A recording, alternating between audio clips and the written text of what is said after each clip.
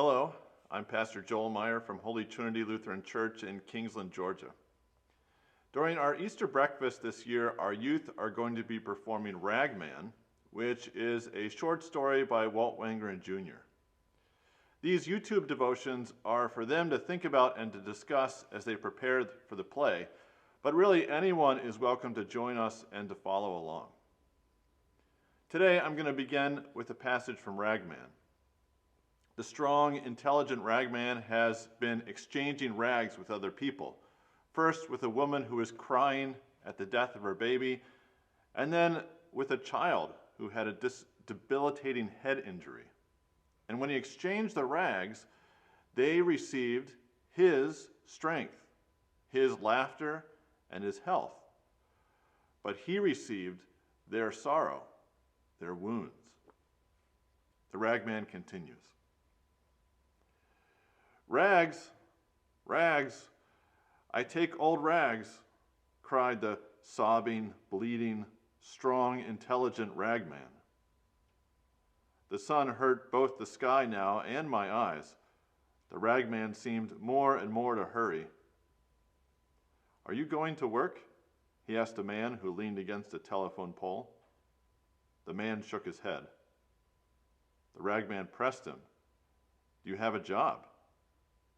Are you crazy? Sneered the other. He pulled away from the pole, revealing the right sleeve of his jacket. Flat, the cuff stuffed into the pocket. He had no arm.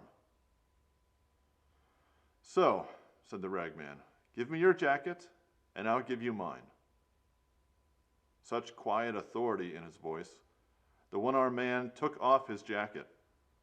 So did the Ragman, and I trembled at what I saw.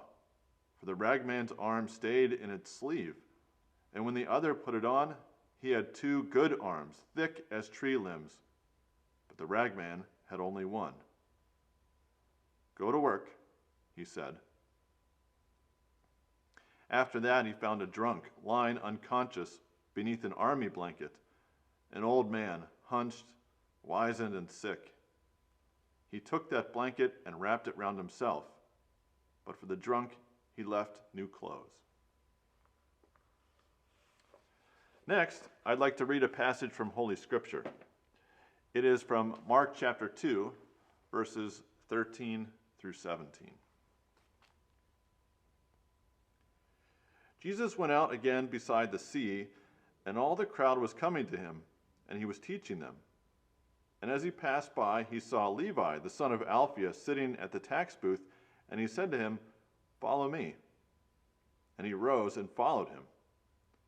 And as he reclined at table in his house, many tax collectors and sinners were reclining with Jesus and his disciples, for there were many who followed him. And the scribes of the Pharisees, when they saw that he was eating with sinners and tax collectors, said to his disciples, Why does he eat with tax collectors and sinners?